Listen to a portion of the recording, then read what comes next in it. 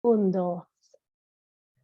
Muy bien, pues en honor al tiempo y a la agenda de todos ustedes, de nuestros invitados de hoy, el ingeniero Robert Parra de la Cardio, Johan, Daniel, pues y los más de 140 asistentes que tenemos el día de hoy.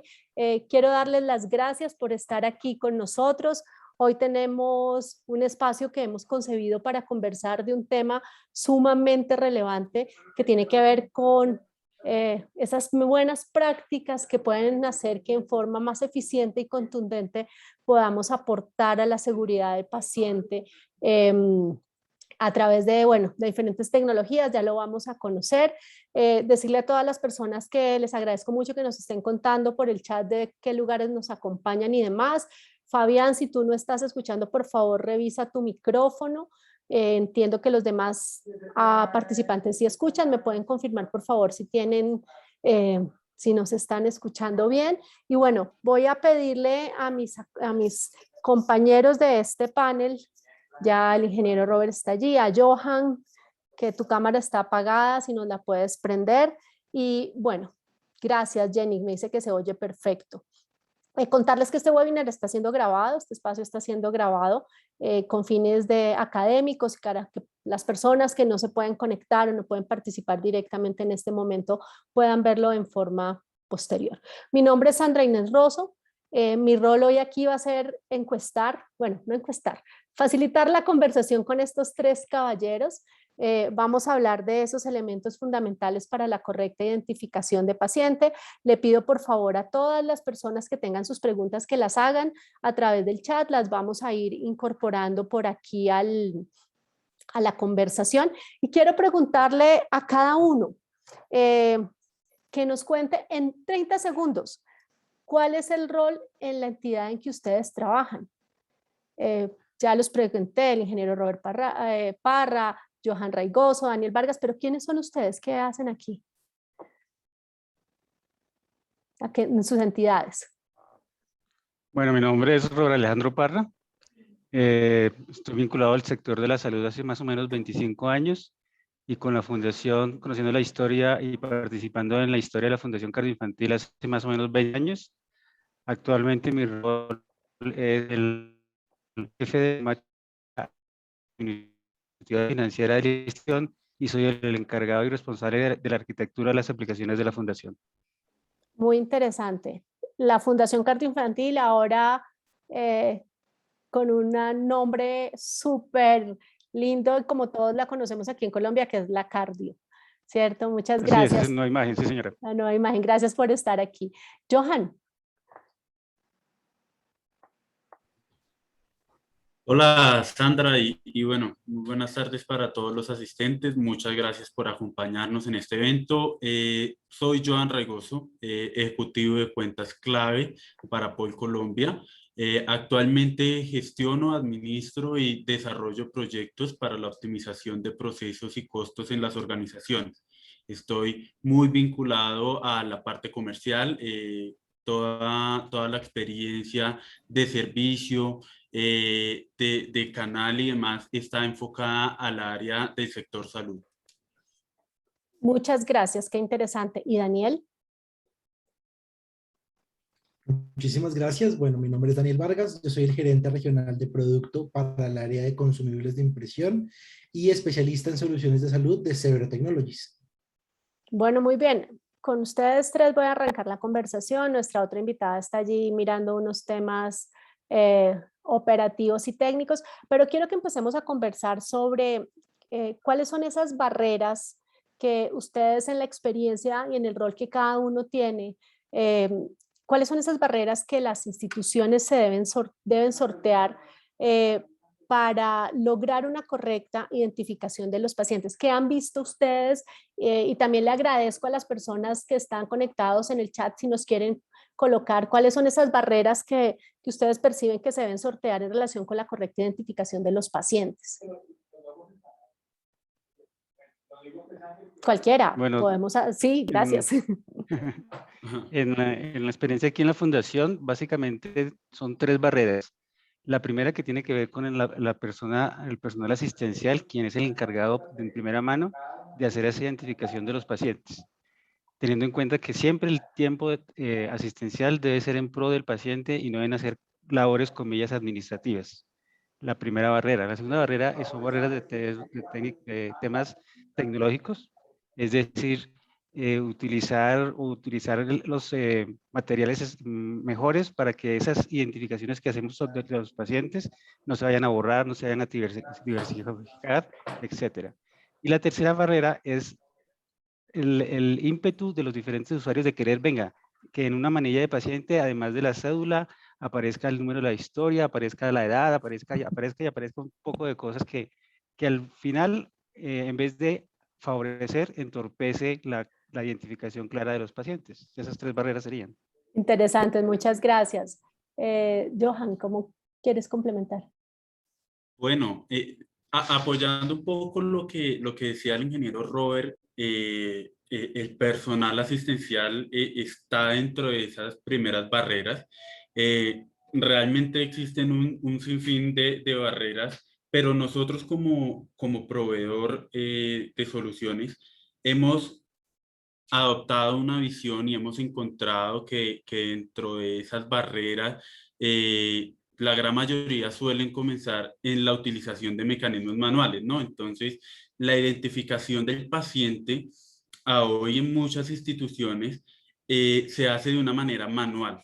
Entonces, esto trae consigo unos riesgos inherentes de simplicidad que están por lo menos sujetos a la información manuscrita en las manillas, a los errores de escritura, asimismo a la interpretación de la información que tenemos allí. Y por otra parte, tenemos otro de los grandes factores que hemos identificado es que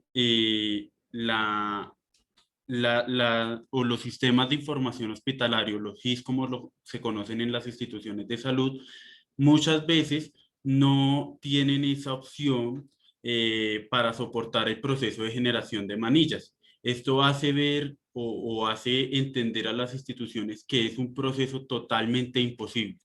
Y realmente nosotros como proveedores hemos creado soluciones que se integran fácilmente a estos sistemas que permiten llevar a cabo esta automatización de procesos. Pero espérame, no vamos todavía a las soluciones, todavía no vamos a las soluciones. Doctora Giovanna, denme un segundito, quiero aquí darle la bienvenida. Doctora, bienvenida. ¿Cómo está Muchas usted? gracias. Qué pena, la Muy tecnología bien. entre un link y otro, pero bienvenida. Pero aquí estamos. Bienvenida, Aquí estamos, muchas eso es lo gracias. importante. La Muchas doctora gracias a ustedes por la invitación. La doctora Giovanna es la directora de calidad de Bupa Chile, ¿cierto? En resumen, Cierto. doctora, para ponernos en contexto, tenemos audiencia de Colombia y de diferentes lugares de América Latina. Cuéntenos un poco qué es Bupa. Bupa es una organización internacional de origen inglés que está presente en más de 190 países a nivel mundial, en la mayoría de estos países fundamentalmente como seguro de salud y en muchos de estos países también como prestador de servicios sanitarios. Es una empresa que comienza en el año 47, después de la Segunda Guerra Mundial, como un apoyo a la organización del sistema sanitario inglés, instalándose como un seguro de segundo piso en la lógica que tiene hasta este momento el sistema sanitario inglés, que es de un seguro público universal, ¿no es cierto? Entonces este es un seguro que funciona como una especie de mutualidad, que no tiene accionistas en los cuales se reparten las ganancias, sino que se reinvierten todas las ganancias, ha ido creciendo a nivel mundial y nosotros trabajamos en Bupa Chile como parte de Bupa. Bueno, pues muy interesante. Vamos a tener entonces aquí la visión desde aseguramiento, prestación, la industria y bueno, el tema fundamental Quizás mencionarte nomás que, discúlpame, que Tranquila. en Chile tenemos 4 hospitales, una red ambulatoria importante con cerca de 30 centros médicos y una ISAPRE, una institución de salud previsional en Chile, además de un seguro de salud. Entonces, todo eso conforma lo que es Bupa Chile hoy día como parte de Bupa a nivel global. Muy bien, pues muchas gracias. Recién estábamos empezando a escuchar, estaba empezando yo a escuchar a los caballeros, estaba yo un poco preocupada porque iba a tenerme que ver sola con estos tres caballeros, pero gracias, doctora, usted Aquí llegué. Gracias, muy amable. Les estaba haciendo la primera pregunta que tiene que ver con cuáles son esas barreras más comunes con las que se encuentra o que es que ustedes saben que se deben sortear en las entidades para lograr que la práctica de la correcta identificación de pacientes se haga en forma eficiente y pues que sea seguro, por decirlo así. Entonces, el ingeniero Robert Parra, que trabaja en el área de, ingeniero, voy a ver si lo soy capaz de decirlo bien, déjeme yo lo digo. Tiene que ver con el área es el jefe de la unidad informática, administrativa y financiera de la Cardio, una de las principales instituciones clínicas de Colombia, la Fundación Cardioinfantil. Nos acompañan Johan y Daniel, también del área, digamos, de parte de la industria, de Poli y de Zebra. Y estábamos identificando cuáles son esas barreras que hay en la correcta identificación de paciente. Entonces, el ingeniero Robert nos planteaba que hay temas como desde el ímpetu de la gente de querer en las manillas y en los mecanismos de identificación poner más información de la que debe ir allí. El tema de los procesos, también les entendí, me corrigen ustedes, que a veces algunos son muy manuales, o el tema del error, del factor humano. Y bueno, estábamos en ese proceso de escucharlos a cada uno de cuáles son esas principales barreras. No sé, Daniel, si tú me das tu opinión antes de darle la palabra también a la doctora Giovanna y ver algunos de los elementos que nos está colocando el público. Tenemos 242 personas conectadas en este momento en el chat. Daniel, ¿tú cuáles crees? ¿Qué otros elementos consideras que son esas barreras que hay que romper? Listo. Solamente para que la doctora Giovanna se vaya atemperando un poco más a la conversación. Muchas gracias. No, para nada, no te preocupes. Solamente para añadir un poco a lo que mencionaba Johan, o lo que mencionábamos antes también, es un proceso de capacitación constante, ¿no? Una de las barreras que nosotros encontramos principalmente es que desde la industria, incluso muchas veces dentro de los hospitales, vemos que pensamos nosotros que solamente con una capacitación o en mencionarlo solamente una vez, ya el proceso queda súper aprendido, queda súper arraigado, pero esto realmente no es así. Necesitamos hacer una capacitación continua, necesitamos involucrar a las personas, a todo el personal asistencial, para que entiendan y vean cuál es el valor que nosotros queremos llevar con las soluciones de identificación. De nada nos sirve si hay una persona o hay un grupo dentro del hospital que no entiende realmente cuál es el objetivo de la identificación adecuada, de la identificación correcta del paciente. Precisamente porque primero ahí tenemos una brecha de seguridad. Si el personal de seguridad, vamos a hablar principalmente del personal exclusivo de seguridad, no sabe lo importante que es tener los identificadores, tener los brazaletes, tener las manillas, que los médicos estén correctamente identificados, ahí hay una falla. Si las enfermeras no lo saben, ahí hay una falla. Si el personal en laboratorio no sabe cuál es el sentido o cuál es la razón detrás de marcar las muestras de los laboratorios, ahí podemos tener una falla. Entonces, digamos que todo esto precisamente pasa o se orienta ese continuo aprendizaje primero y segundo a la inclusión de todas las personas dentro del hospital. Doctora, ¿algún otro elemento que usted considere hace parte de ese conglomerado de barreras? No sé cuáles son los otros elementos que los compañeros de panel han puesto encima de la mesa, pero a mí me gustaría mencionar dos cosas. Una que la voy a mencionar desde la perspectiva más global, de todos los mitigadores de riesgo que tenemos en general, ¿no es cierto? La identificación de pacientes es uno de los que utilizamos para disminuir el riesgo de equivocarnos en el paciente en alguna de las perspectivas, y es justamente la noción de riesgo del personal de salud. Yo creo que hemos trabajado mucho en soluciones y poco en la lógica y la incorporación de la percepción de riesgo en el personal de salud. Todavía tenemos demasiados profesionales de la salud, de todas las profesiones, que creen que por la buena intención, por haber sido estudiosos, por ser buenos en su profesión, entonces yo sé lo que hago, no me equivoco y no requiero estos puntos de control. Entonces yo creo que ahí hemos sido falentes en la educación de pre y posgrado. Mucha de nuestra educación de pre y posgrado se concentra en el accionar clínico, ¿no es cierto?, en lo que tengo que hacer, y estos elementos que son mitigadores de riesgo muy baratos, si uno quiere decirlo, ¿no?, de muy poco tiempo, aparecen como puntos de control burocráticos que no agregan valor a la recuperación de la salud. ¿Y por qué aparecen como puntos de control burocrático? Y ahí lo quiero conectar con mi segundo punto, que tiene que ver con el tipo de educación que nosotros entregamos. Yo aquí me voy a referir a lo que a nosotros nos pasa en Chile.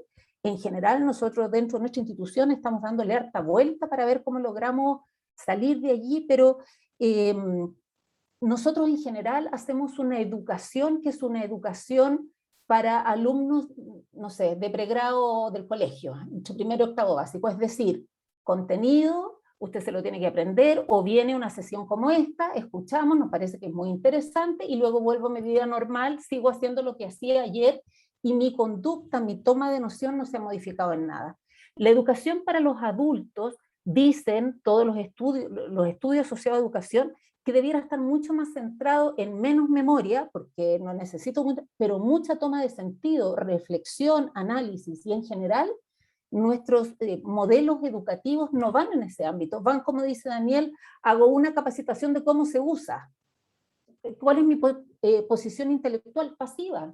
Estoy pensando en otra cosa, al cerebro, tengo una película, la sesión, o sea, no estoy, y es fácil además, pues. Oiga, usted le pone, le aprieta, ninguna complejidad, solo que no lo incorporo en mi práctica, porque no cambió en nada mi chip de conducta.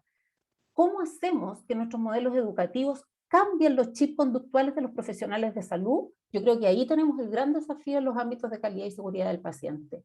¿Qué tratamos de hacer cuando incorporamos tecnología? Tratando de saltar al humano. Lo malo que cuando nos tratamos de saltar al humano es que el humano se las arregla y se trata de saltar la tecnología. Y entonces nos empezamos a perseguir, ¿no? No, no te preocupes, yo me meto por el lado y lo sé hacer, aunque el sistema me esté obligando a hacer otra cosa. Entonces, para mí esos dos elementos que van muy de la mano son fundamentales para hacer difícil la implementación de barreras protectoras como puede ser esta.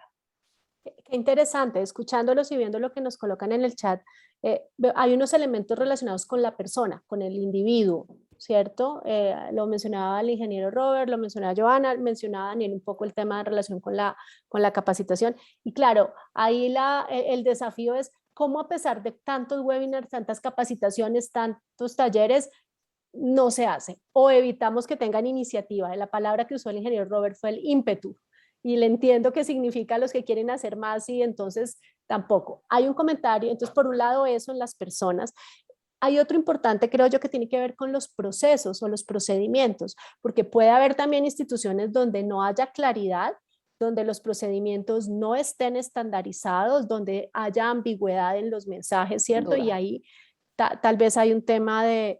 Y otro tiene que ver ya frente a las herramientas y las tecnologías y las prácticas, en el caso de herramientas manuales o que obviamente pueden llevar a que tengamos más errores en relación con el tema. También ahí creo que hay que entender que pues, las instituciones están en diferente nivel o grado de avance tecnológico, claro, y de desarrollo. Pero finalmente, y un poco para entrar en el contexto en la siguiente pregunta, por ejemplo, aquí en Colombia, este tema de la correcta identificación de paciente y el doble chequeo es una práctica segura obligatoria que se exige, digamos, por ley, por habilitación. Aquí los colombianos me entienden que es de esas cosas que debe estar en los programas de seguridad de paciente y debe pasar. Yo quisiera escucharlos, ¿cuáles son esas estrategias? Porque ya después de las barreras y los problemas pasemos un poco a conocer, bueno, entonces, ¿qué hacemos? ¿Cuáles son esas estrategias que deberían considerarse para asegurar esa correcta identificación de pacientes? Lo que ustedes han visto en su experiencia, en sus instituciones, en su trasegar.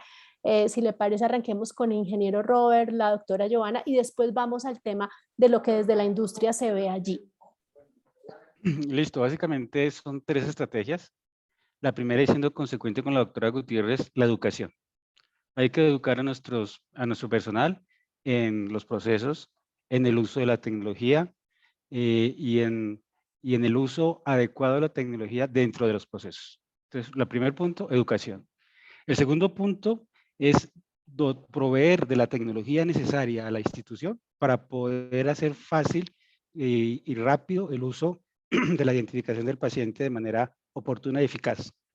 Y el tercero, y no menos importante por ello, es hacerle trazabilidad al proceso. Es decir, listo, marcamos al paciente, identificamos al paciente, perdón, a la entrada del servicio de salud, pero hagámosle trazabilidad para saber si cuando pasó a UCI todavía está bien marcado. Hagámosle trazabilidad para si después de que salió de la cirugía todavía está identificado o si esa identificación por algún motivo se dañó y toca reemplazarla. Es decir, hacerle como auditoría siempre al proceso. Eso garantiza pues un mejoramiento continuo. Qué interesante. Doctora. Me parece interesante y voy a tomarme de tus palabras, Sandra, a propósito de la obligatoriedad, porque cuando uno dice es obligatorio, en nuestro país también es obligatorio. ¿Qué es lo obligatorio? Yo creo que ahí para mí es el primer punto, ¿no? Entonces, ¿qué es obligatorio? Es obligatorio que el paciente esté correctamente identificado. Y entonces, en una institución que no tiene mucha tecnología, tiene un brazalete con su nombre que se lee claramente. Lo interesante es que a veces uno hace visitas y le dice al paciente, ¿qué tiene ahí? No, que me pusieron esto. ¿Y para qué? No sé, no sé para qué. ¿Cuántas veces antes de hacer una acción de salud con ese paciente se hace el chequeo completo de que estoy en el paciente correcto? Entonces tenemos esta paradoja de que tengo el elemento, ¿no es cierto? Pero no necesariamente lo tengo siempre, no quiero decir nunca, siempre asociado a las acciones que son las que protegen.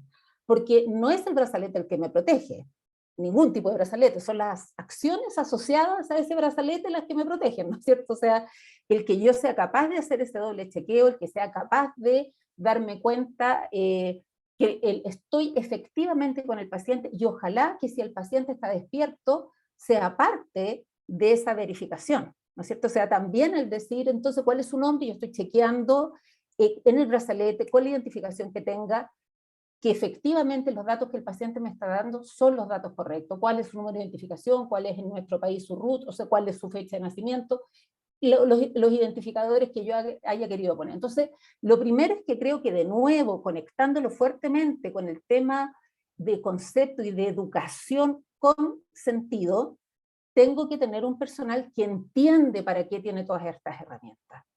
Da lo mismo, y aquí voy a ser súper intensa, si ustedes me permiten, pero oye, ¿qué mejor muestra cuando no tienen la UCI y están sonando todas las alarmas de todos los sonidos y el personal sigue porque no está pasando nada? Y entre medio de todo eso está pasando algo. Un paciente se extubó, un paciente...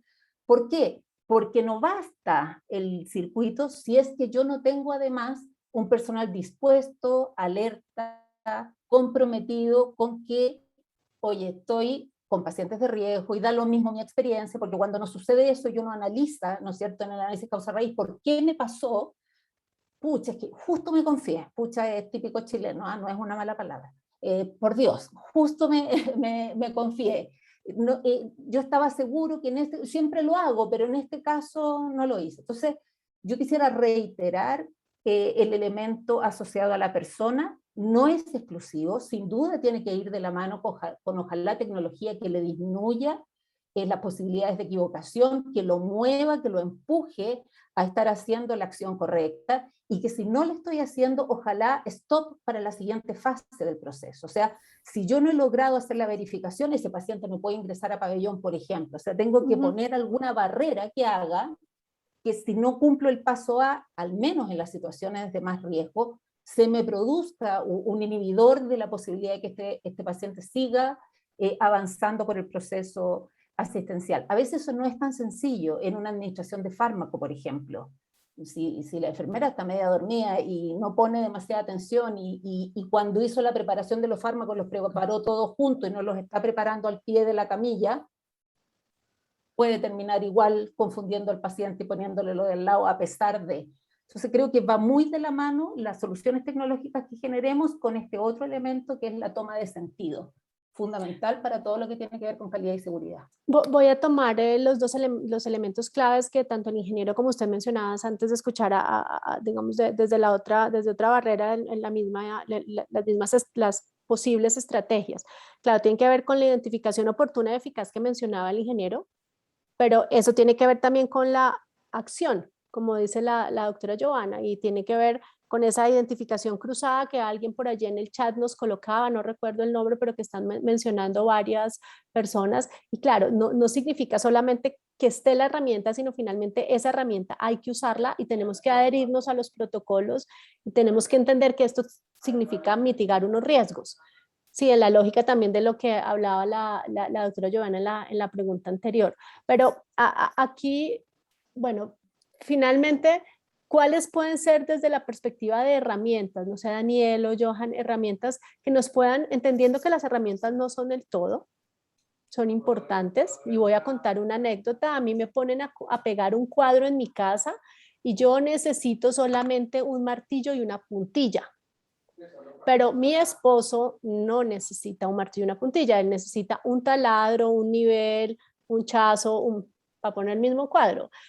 ¿Cuál queda mejor y los riesgos y demás? Pues eso es otro aspecto. Pero a lo que voy es indiscutiblemente, lo mencionaba la doctora Joana, las herramientas son importantes. Estrategias y herramientas, Daniel y Johan, ¿qué me pueden decir sobre estrategias y herramientas? ¿Cómo combinarlas y cuáles pueden ser de interés para afianzar este proceso de identificación adecuada del paciente?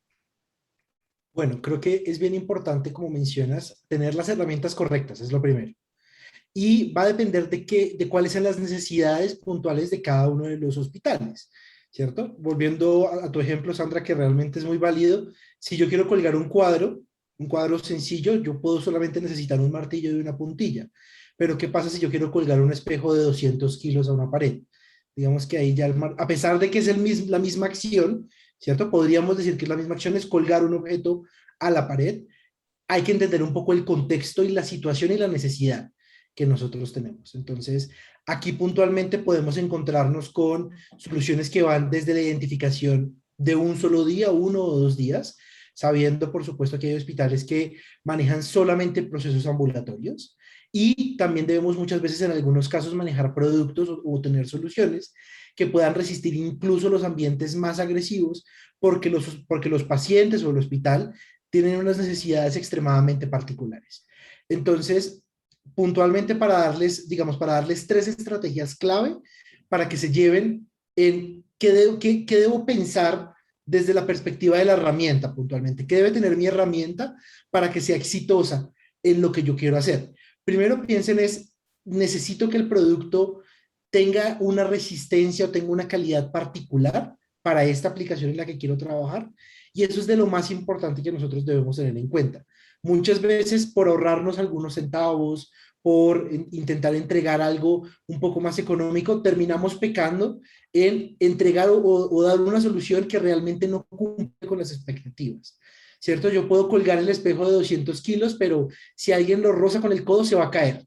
Entonces, ¿cuál es la robustez realmente? ¿Cuál es esa necesidad en cuanto a la robustez de la solución?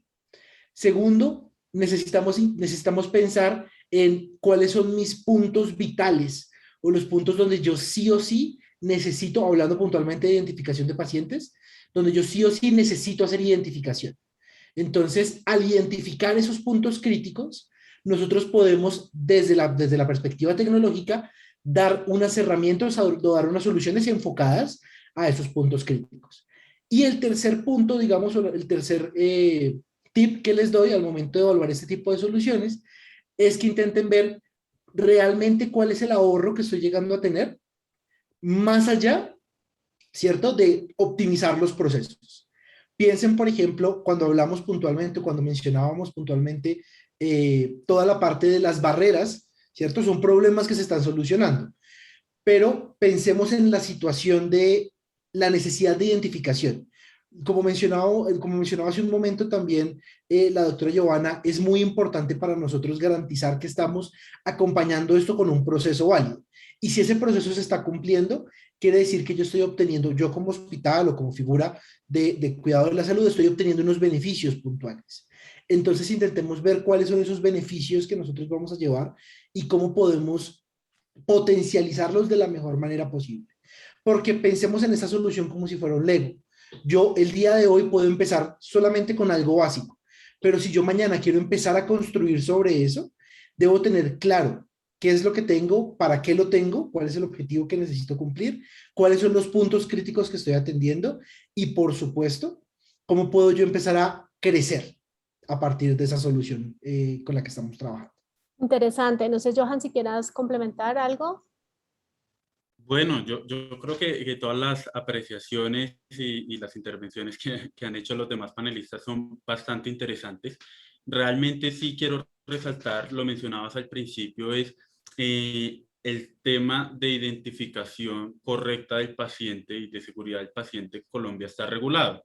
De hecho, hay unos correctos enunciados por el Ministerio de Salud, los cuales deben ser aplicados a las instituciones médicas y muchas de ellas están en el proceso de adopción de todas estas medidas, de poder cumplir la normatividad y asimismo garantizar a sus pacientes pues una muy buena experiencia de atención, ¿verdad? Entonces, como parte de la estrategia que ya lo han dicho, es fijar esos objetivos para la identificación del paciente. Las instituciones de salud realmente son entidades que prestan servicios especializados y obviamente su foco de atención siempre está centrado en este punto, en prestar una atención de calidad, unos servicios del mayor alto grado médico, pero sin embargo el área de tecnología siempre está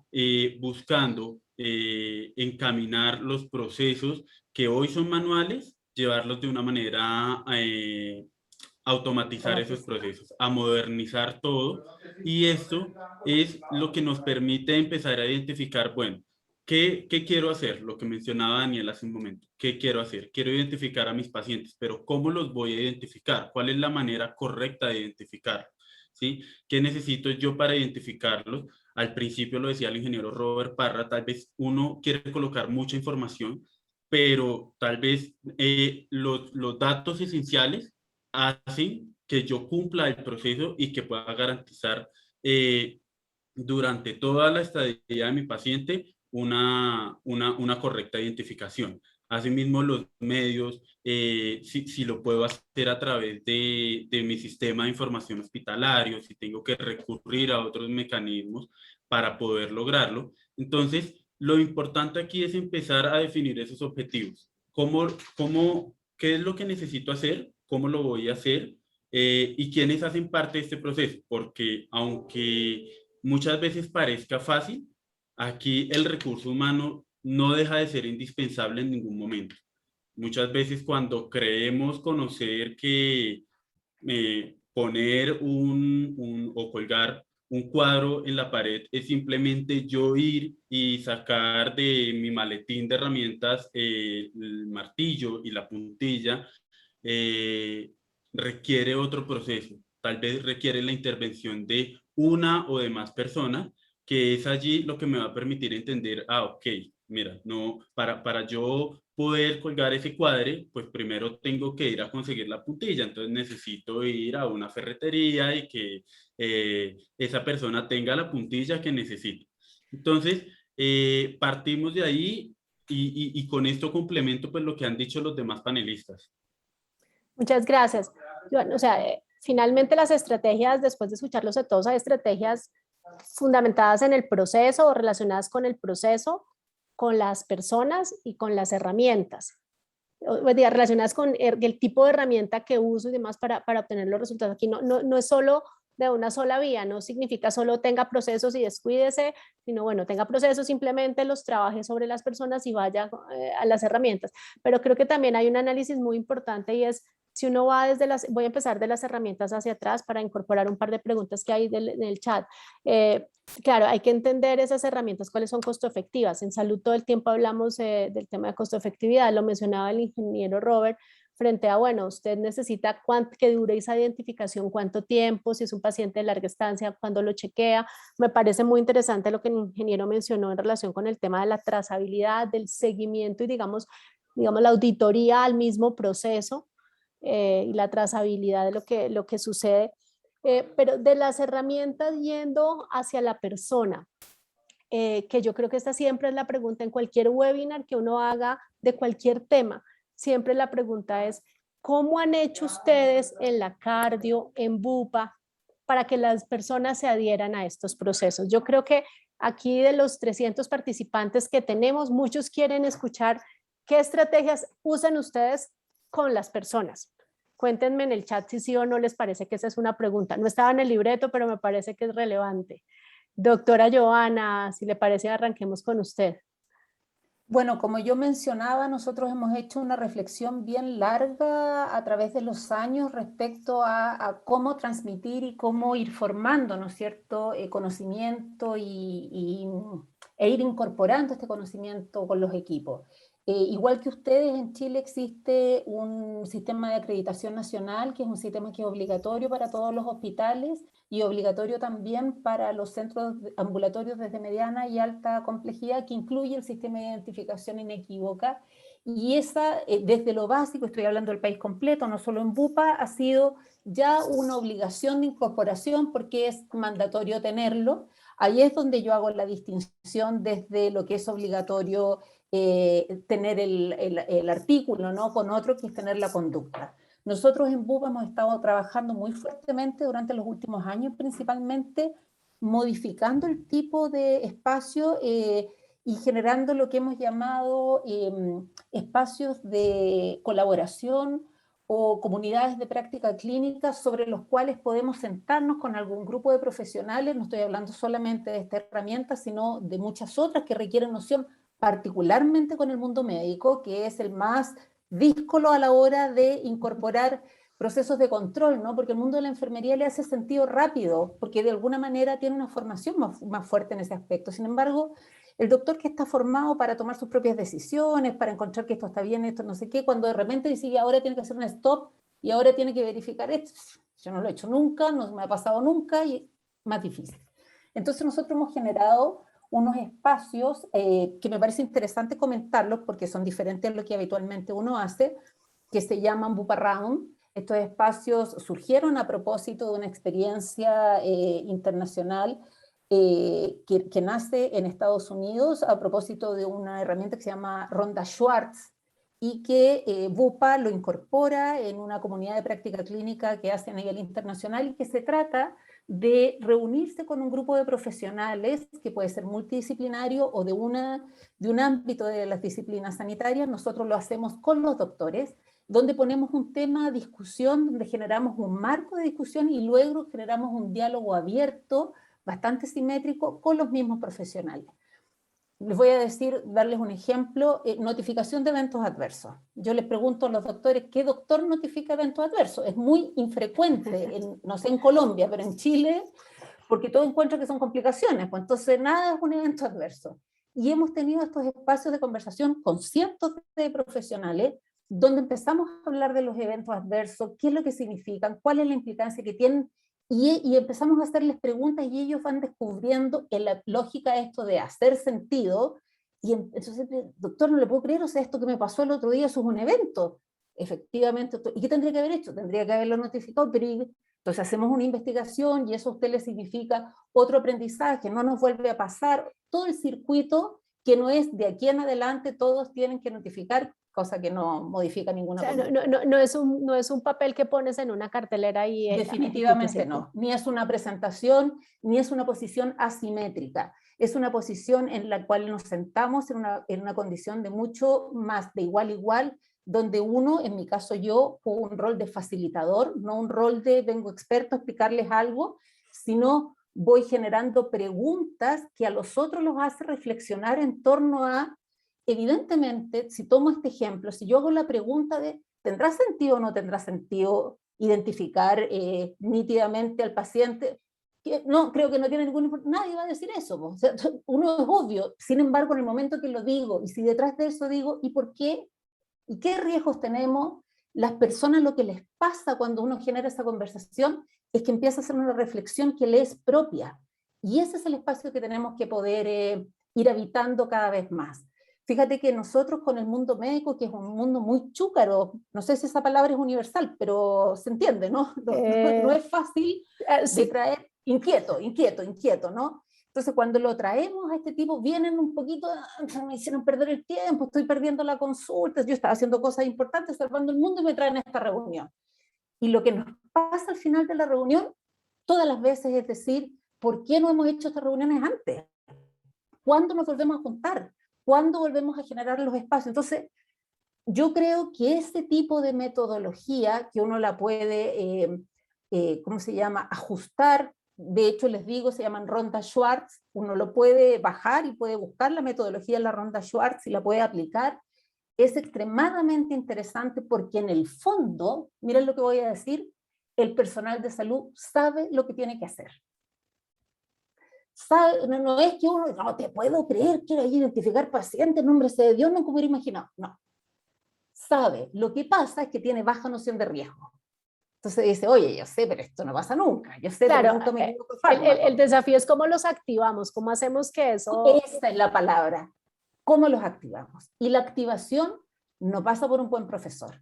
Pasa porque ellos, en su reflexión, digan, Dios mío. De hecho, de pronto nos dicen, que estoy súper nervioso porque he hecho una serie de cosas que antes eran inocentes y que ahora, ay, voy a ir a ver rápido, que puedo salir porque me quedé con preocupación dada esta conversación. Y yo digo ticket. Ticket porque significa que su posición intelectual estaba en una posición A y cambió a una posición B. Claro, y ahí finalmente eso es lo que hace que se activen. Muy interesante, doctora, gracias. Robert, ingeniero Robert, en la cardio, cuéntenos ustedes qué estrategias adelantan. Claramente, después de la concientización que menciona la doctora, la mejor manera que logramos el adecuado uso de la tecnología para identificar al paciente es hacer esos puntos de marcación del paciente, de la identificación, de la auditoría, hacerlos parte del proceso. Como lo hacen parte del proceso, se hace parte de la rutina del personal médico y del personal administrativo. Eso garantiza que se use y lo que mencionábamos antes, las auditorías constantes hacen que, comillas, regañemos al que no lo está usando adecuadamente. Claro, digamos un poco o sea, es un juego permanente, creo yo, entre concientización, que eso sea parte de lo que debemos hacer, ¿sí? Y además de eso, de seguimiento, auditoría, seguimiento, revisión, trabajo colaborativo y más. En el tema de seguridad del paciente, señor. De pronto me faltó mencionar, por favor. Como buena práctica, siempre la búsqueda de mejores tecnologías que faciliten el uso de la identificación de los pacientes. Entre más fácil hagamos la tarea, facilitemos la tarea al personal asistencial sobre todo, pues va a ser más cómodo para ellos utilizarla. Sí, eso me parece muy relevante porque finalmente las herramientas también y poder también hacer que el proceso evolucione y mejore también con herramientas que faciliten la vida, que puedan decir es que si antes tocaba llenarlos como en la vieja usanza, no sé cómo era en Chile, en un esparadrapo blanco, antes, hace muchos años. A mano. A mano, ¿cierto? Ok, muy bien, pero pues obviamente la tecnología avanza. Muy bien, hay una pregunta aquí muy interesante en el chat de preguntas y respuestas y es sobre, como estamos hablando de estrategias, voy a incorporarla de una vez, dice, lo pregunta Antonieta Treserra de Vanegas, dice, ¿qué estrategias se deben utilizar para el caso de pacientes inconscientes? ¿Cómo sería ese proceso de chequeo cruzado? ¿Cómo funciona en el caso de pacientes inconscientes en las instituciones? No sé, de pronto, doctora Giovanna, quien nos quiera compartir. Bueno, no sé el resto, pero a mí me ha tocado, bueno, para entrar en el tema, la responsabilidad de la identificación del paciente es evidentemente del profesional, ¿no es cierto? O sea, el paciente está ahí, etcétera, pero es el profesional el que tiene esta primera responsabilidad. Yo ahí quisiera compartir dos experiencias que tenemos en Chile, no voy a hablar solamente de Bupa, y una de ellas es es dentro del mundo sanitario, pero fuera de la sala, fuera del quirófano, y que tiene que ver con la identificación inequívoca para el uso de los seguros de salud. Nosotros en Chile tenemos, no sé, en otros países probablemente también, uso biométrico para poder acceder, ¿no es cierto?, a activar mi seguro de salud. Entonces, si yo quiero ir a comprar un bono del seguro público que hay en Chile que se llama FONASA o de alguna de las ISAPRES para atenderme en el hospital, yo tengo que poner mi huella digital. Y no van a generarse el proceso que viene a continuación de bonificación si es que la huella digital no es reconocida. Entonces, esto que parece muy obvio está instalado masivamente en Chile para todo el uso de los seguros directos, complementarios y etcétera, y no está instalado para la identificación del paciente durante el proceso de atención propiamente tal. Esto del tiro tiene que ver con los incentivos, ¿no? Tengo un gran incentivo por el mundo asegurador de que no venga alguien con el carnet de mi hermano, ¿no es cierto?, y que diga que yo soy y que todo parece que sí es, pero estoy queriendo usar la cobertura de otro que no soy yo, y buscando mitigar ese riesgo financiero, llegaron a la identificación biométrica a través de la huella digital. En Chile eso es posible de hacer porque todos por obligación tenemos que tener certificada nuestra huella digital. En otros países no es obligación que las personas saquen su carnet de identidad. Nosotros sí tenemos esa obligación en Chile, por tanto todo el mundo tiene su huella digital enrolada y entonces eso facilita este proceso.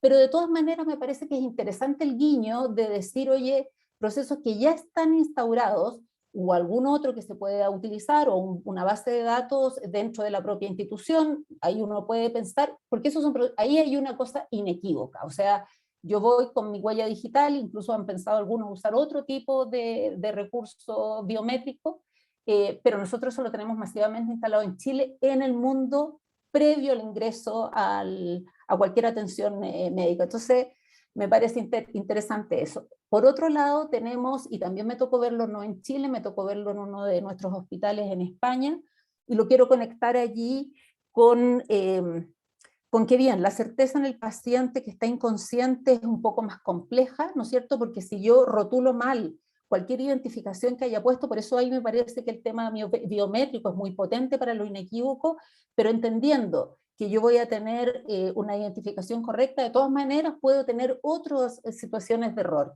Y ahí me parece interesante, yo vi a propósito de la administración de fármacos, un carro de fármacos que se conectaba con el sistema de, ¿cómo se llama?, de pulsera, ¿no es cierto?, de pulsera, sí, para que en el momento que la enfermera conectaba con la pulsera del paciente, se abría el cajón correcto de los fármacos que el paciente tiene asignado con dosis unitaria. Entonces, no es solamente que sí este es Juan, sino que sí este es Juan, que se abre la casilla 4 que trae los fármacos de Juan. O sea, entonces disminuye de manera muy significativa el error de identifiqué bien, pero saqué ¿cómo se llama?, la bandeja que no era, etcétera, etcétera, etcétera. Hay otras situaciones ya de más extremo, en recién nacidos, o en otras situaciones que uno ya puede hacer otro tipo de cotejo, ¿no? Cotejo de DNA, cotejo así más complejo, madre, hijo, pensando, este no es mi hijo, bueno, ¿qué puedo hacer ahí? Siempre está esa posibilidad también como alternativa. Muchas gracias. No sé, ¿alguno de los otros participantes tiene algún comentario sobre ese punto? Nosotros en la fundación... Gracias. Perdón, gracias. Sí. Nosotros en la fundación, cuando llega un paciente al servicio de urgencia sobre todo, y no viene inconsciente, no hay manera de identificarlo, no tiene papeles, no tiene nada, de todas maneras, al ingresar, se le hace una marcación como un paciente NN y se le hace una apertura de su historia clínica con un número único para él. Entonces, mientras que no se haya identificado, ese será el número que se le asignó a la entrada, su identificación durante toda la asistencia hasta que lo logremos identificar. Sí, claro, claro, pues se vuelve, o sea, específico para él. Es para algo él. Particular para él, aunque no, él o ella no sepamos de quién se trata. Muy bien, no sé, Johan o David, ¿y él quería mencionar algo? Bueno, sí, digamos que en el tema de esos pacientes inconscientes, nosotros tenemos como dos opciones con las cuales trabajamos e integramos muy bien. Una es a través de los brazaletes o las manillas de identificación del paciente, creamos un código de barras, un código QR, que nos permite, o bueno, le permite realmente al personal médico acceder a través de este código de barras a la información de mi paciente, ¿sí? Claro, no en el punto tal cual como lo mencionaba ahorita el ingeniero Robert, que es cuando ingresa al servicio, que es esa primera entrada. Allí lo identifico con mi manilla y le creo pues la historia clínica como NN, pero ya en el servicio, para no estar en el contacto con el paciente, que en muchas ocasiones es difícil, puedo hacer la lectura de un código QR, validar toda su información, sus datos demográficos, que acá son los que están en la cédula de ciudadanía o en otros países como lo conocen el DNI. Y existe otra opción que son unas manillas de RFID, con las cuales a través de dispositivos especializados también puedo hacer la consulta de toda su información sin tener ningún tipo de contacto con el paciente.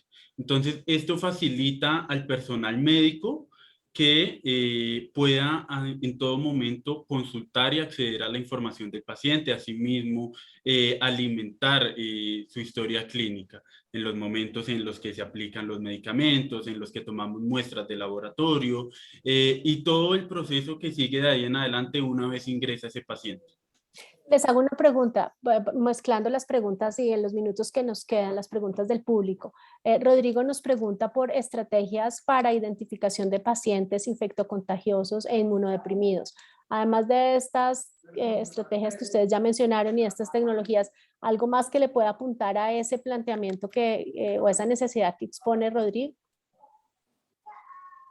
Ya mencionamos los códigos y demás, pero finalmente pues hay que acercarse al paciente de alguna forma. Lo que pasa es que a ese paciente hay que acercarse para varias cosas, digamos. O sea, yo creo que el paciente, ya sea inmunodeprimido o infectocontagioso, hemos estado hoy día en situación de pandemia, así que sensiblemente podemos decir esto, requiere nuestra asistencia igual, con todos los cuidados para él y para el personal, y entre esos cuidados está la correcta identificación. Entonces yo creo que ahí hay que tener la alerta de que el paciente o sea contagioso o esté inmunodeprimido no quiere decir que no reciba la asistencia adecuada. Entonces me parece que yo tendría en consideración que ese paciente, en lo esencial, requiere los mismos sistemas que el resto de los pacientes que están hospitalizados. Porque todas las cosas que están fuera del paciente son riesgosas. Si están en la pieza, son riesgosas. O sea, se me puede confundir. Okay, Daniel. Creo que hay particularmente para esas estrategias desde la parte de herramientas, sí hay mucho que se puede hacer. Principalmente, por ejemplo, cuando nosotros vamos a un hospital y encontramos soluciones, digamos, o vemos una solución que está enfocada hacia el cuidado del paciente, debemos tener en cuenta ese tipo de cosas. ¿Cómo podemos garantizar que yo puedo limpiar el dispositivo médico? ¿Cierto? Si yo voy pasando por diferentes salas y tengo un paciente inmunodeprimido, ¿cómo puedo garantizar que ese carrito de fármacos con su escáner, con su dispositivo, que el carnet de la enfermera, que el brazalete del paciente, que todo eso se puede higienizar sin perder en ningún momento la información con la que estamos trabajando? Entonces ahí hay un punto clave realmente desde la perspectiva de herramientas. ¿Cómo podemos garantizar que el brazalete no absorbe ningún tipo de líquidos? Por ejemplo, muchas veces sabemos que el paciente se va a tener que bañar, ¿cierto? O de pronto el paciente le cae algún tipo de medicamento, le puede caer sangre al brazalete, de pronto le puede llegar a caer un pedazo de comida, ¿cierto? Los pacientes muchas veces tienen que comer, pueden comer por ellos mismos, pero el brazalete le cae algún tipo de comida y eso puede llegar a desencadenar alguna infección si el brazalete no es el adecuado o no tiene los materiales adecuados para funcionar precisamente en ese ambiente. Claro, tienen que ser herramientas que estén acorde a esos riesgos y a esas necesidades específicas del ámbito en el cual nos estamos moviendo, indiscutiblemente. Exacto. Dos preguntas, porque me quedan, estoy aquí como 6 minutos y 2 preguntas y seguro salen más. Aspectos o herramientas o qué aspectos consideran importantes, tal cual me lo hace aquí la pregunta César, a tener presentes en manejo de población pediátrica. Algo mencionó la doctora Johanna cuando estamos hablando de neonatos y demás, pero en general en pediatría, no sé, qué herramientas o qué estrategias allí deberíamos trabajar. Yo creo que, bueno, para hablar un poco de la parte de herramientas primero, es importante garantizar que todos los pacientes, sin importar la edad ni el tamaño que tengan, estén correctamente identificados. Eso incluye también los bebés recién nacidos, que son los casos más puntuales, y en muchos casos, bebés que son incluso prenatales, ¿cierto? Que son casos aún más delicados todavía. Entonces, puntualmente cuando nosotros hablamos de esta población recién nacida o población pediátrica, hay dos tipos de cosas bien importantes. La primera es que un bebé no se puede autoidentificar. En general, los pacientes adultos pueden decir, bueno, mi nombre en mi caso, mi nombre es Daniel Vargas, yo vivo en la ciudad de Bogotá, tengo tantos años, soy de X, Y o Z condiciones, pero un bebé no puede hacer eso, ¿cierto? Entonces debemos identificarlo siempre de manera correcta.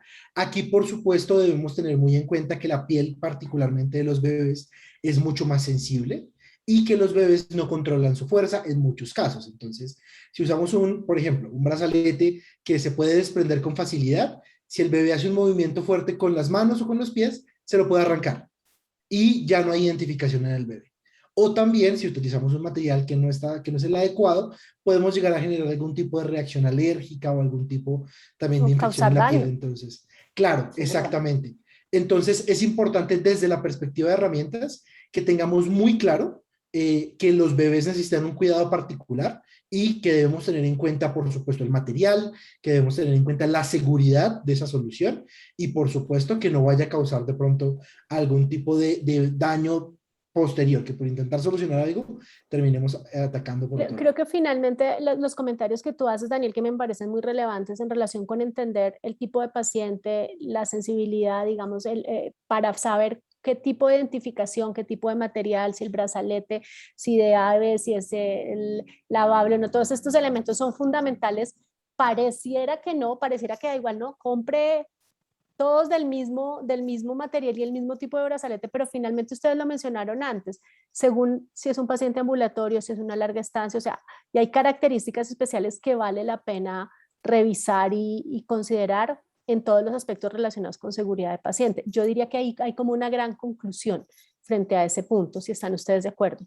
Hay una pregunta que me parece fabulosa y es, bueno, ¿cómo se maneja el tema en los pacientes psiquiátricos? ¿Qué dispositivos o qué tipo de estrategias recomiendan para pacientes psiquiátricos? No sé si es una pregunta difícil. Bueno, yo creo que es complicado. Sí, que ese silencio de todos me pareció difícil. Bueno, se pueden abarcar varias estrategias. Perdón que estoy acá estoy extendiéndome un poco, pero se pueden abarcar varias estrategias desde la parte de las herramientas. Por supuesto, hay soluciones de radiofrecuencia, por ejemplo. Aquí, puntualmente, en el caso de pacientes psiquiátricos, siempre vemos que hay una tendencia a quitarse los brazaletes, ¿no? A removerse los brazaletes. Entonces, debemos intentar encontrar una manera de identificar a los pacientes por otras formas. Se puede identificar, por ejemplo, con la ropa del hospital puntualmente, ¿cierto? Se marca cada una de las prendas con un chip pequeño de identificación a través de Bluetooth. Me voy a poner un poco más técnico, pero es una de las soluciones que se puede tener. Digamos que, y esto puede llegar a sonar un poco de película, pero el paciente necesita ropa para poder salir, ¿cierto? No va a salir, digamos, en pañales hacia la calle. Y si sale en pañales es más fácil de identificar, ¿cierto? Entonces, aquí lo más importante es que podamos hacer ese seguimiento y que si yo detecto en algún momento una salida, un paso, un movimiento de algún punto particular o de algún espacio particular que no debería darse, por ejemplo, si yo sé que está saliendo una ropa de enfermería, vamos a suponer que el paciente fue a la zona de enfermería, consiguió una prenda de vestir y está intentando salir con ella, yo puedo levantar una alarma. Si, por ejemplo, estamos intentando salir con ropa, digamos, con la ropa del mismo paciente. El paciente logró conseguir su ropa de calle, ¿cierto? Pero esas prendas de vestir también las podemos identificar con otros métodos que no necesariamente son código de barras, sino que pueden estar orientados también a radiofrecuencia. Entonces, acá hay soluciones bien interesantes que se podrían ver. Digamos, son casos un poco más específicos, pero que igual pueden respaldar precisamente esa seguridad del paciente, sobre todo para mantenerlo, para poder garantizar que se mantenga en el tratamiento durante el tiempo correspondiente. Bueno, pues y yo ahí déjame agregar, por discúlpame, también en estos pacientes, pensando en una cosa menos tecnológica, pero que también lo hemos observado, porque no solamente el paciente se quiere sacar a veces el brazalete, sino que de pronto quiere confundir a un personal nuevo, o sea, Entonces también es el uso de fotografías, el que este tipo de pacientes pueda estar muy bien identificado, no solo por sus antecedentes clínicos, no solo por su ruta, etcétera, sino en algunas partes en la misma cama del paciente que pueda estar la foto, pero si no dentro de los archivos del personal, o sea que frente a tal persona yo soy capaz de reconocerlo, aunque sea mi primer turno, porque de pronto es un paciente que parte de su tema conductual puede también querer que no me den los fármacos, que estoy resistiéndome, etcétera. Entonces, me parece muy interesante lo que dice Daniel respecto a la fuga, pero esto que no requiere gran implementación tecnológica también es una buena Claro. posibilidad. Y Daniel. aquí, justo para complementar un poco lo que decía también la doctora Giovanna, muchas veces, por ejemplo, lo que vemos nosotros de disponibilizar esa información, ¿cierto? Si yo puedo empoderar a mi personal médico con un dispositivo móvil, por ejemplo, que ellos puedan escanear un código QR desde ese mismo dispositivo móvil y que ahí puedan ver la foto, ¿cierto? Y sobre todo también que puedan ingresar o comunicarse rápidamente con cualquier persona dentro del hospital. El caso que mencionaba la doctora es bien interesante. Si yo soy una persona nueva, digamos, es mi primer día como enfermero en el hospital psiquiátrico y me necesito comunicar con la enfermera jefe de urgencia, pero no está conmigo, ¿cómo la puedo yo llamar inmediatamente, cierto? Y poder disponibilizar esa información, digamos, esa expertise, ese conocimiento en cuestión de segundos. Pues muy interesante. Se nos acabó el tiempo y quiero pedirle a cada uno de ustedes que piense una frase o un mensaje que quieran dejarle a los asistentes. Hemos tenido en algún momento más de 330 asistentes conectados y muchas de la gente, de las más de 700 registrados para este webinar, muchas veces la gente se registra porque saben que después les mandamos el link con la grabación. Y ahí a las personas que me están preguntando, a César que quiere mostrarle a su equipo después la grabación, va a recibir el link con la grabación para que la pueda ver. Pero ¿qué mensaje le dejan ustedes a cada una de las personas que nos acompañan hoy frente a cuál es ese aprendizaje que se deben llevar ellos de hoy, de esta conversación en relación con prácticas eficientes y seguras para la correcta identificación de paciente? Cada uno piénselo, por favor, desde su rol y su ámbito. A los participantes, muchas gracias. Ya les di el mensaje de que les vamos a enviar un correo con la grabación. Al final de la sesión va a aparecer una encuesta que les agradezco muchísimo que me la diligencien. Para nosotros es muy valioso. Y bueno, vamos con los mensajes de cierres. Voy a dejar a la doctora Giovanna de últimas, perdón, doc, pero quiero empezar por los caballeros. Ingeniero Robert. No, básicamente el mensaje que quisiera dar es, mire, la inversión que tenga que dar la clínica del hospital para identificar correctamente el paciente va a ser inversamente proporcional al riesgo que pueda tener en seguridad de paciente. Es decir, usted puede invertir, pero eso va a garantizar la correcta seguridad del paciente. Ese es el mensaje. Muchas gracias, importante. Johan. Bueno, mira, yo realmente lo que encuentro aquí es que independientemente de que exista una normativa en los diferentes países y acá en Colombia, el proceso de identificación de paciente, hacerlo de manera correcta en todos sus diferentes procesos es esencial, es muy importante. Y los mecanismos, las herramientas tecnológicas y todos los avances que tenemos hoy en día nos permiten tener soluciones al alcance de cualquier tipo de institución. Pues, hablamos desde las instituciones más grandes hasta las más pequeñas. Entonces, todo es posible, nada es imposible, aunque lo parezca. Gracias, interesantísimo. Daniel. Bueno, yo el mensaje que les quiero dejar es, no importa qué tan complicada parezca la aplicación que ustedes tengan, seguramente en la industria van a encontrar una solución tecnológica que los ayude a manejar o optimizar esa situación que ustedes tienen. Entonces, no importa si el paciente tiene alguna necesidad particular o los pacientes que ustedes trabajan tengan alguna necesidad particular. En la parte de muestras de laboratorio, de fármacos, también estuvimos hablando, en la parte de identificación médica. Realmente no importa qué tan difícil crean que es su aplicación, seguramente vamos a poder apoyarlos con una solución de alto nivel para ese sistema de identificación de pacientes. Muchas gracias. Y doctora Giovanna. Yo quisiera dejar un par de conceptos que para mí son relevantes. Uno, lo importante que es que nos sentemos a conversar sobre estos temas.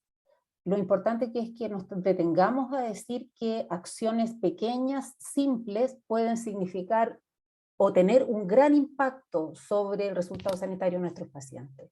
Lo segundo, que es fundamental que nuestros equipos de salud tomen noción del riesgo al que están expuestos y que entendamos nosotros como expertos en calidad, como gestores sanitarios, que esa toma de noción no se va a poder cumplir con el camino de las capacitaciones tradicionales. Necesitamos innovar, necesitamos pensar distinto, salirnos de la caja en la que hemos estado, y que la simplificación de los procesos y la incorporación de tecnología sin duda nos facilita la vida, pero no evita los puntos anteriores. O sea, para mí esto es una tríada indisoluble, esto es importante, lo hacen personas y ojalá con el proceso más simple y la mejor tecnología posible. Pero no puedo pensar que A reemplaza B, porque si no caigo en la trampa de creer, volver nuevamente, entonces estoy seguro, aquí no va a pasar nada. Y volvemos a cometer el error que pone en riesgo a nuestros pacientes. Me parece que mantenernos alerta en este sentido es lo que debiera hacer que nuestra acción sanitaria sea cada vez más segura y de mejor calidad. Muchas gracias. Hay muchas felicitaciones para ustedes en el chat por compartir la experiencia, por la información, por el valor de la misma. Gracias por el tiempo de todos. Esperamos de esta forma y con este espacio contribuir a la mejor atención de los pacientes, a mitigar los riesgos y no solo para los pacientes, también para los equipos de salud. Ingeniero Robert, doctora Giovanna, Johan, Daniel, muchas gracias. Síganse cuidando. A todos un feliz resto de tarde y bueno, creo que terminamos muy bien esta tarde de miércoles hoy aquí desde este espacio en Colombia. Muchas gracias. Con mucho gusto, que estén muy Muchas bien. gracias a ustedes. Muchas gracias a Muchísimas todos, gracias a gracias, feliz día. Que tengan buen día, hasta luego. Bueno, y la Estén muy cuña, bien. recuerden llenarme la encuesta a las personas que están aquí ya saliendo del chat. Chao, muchas gracias a todos.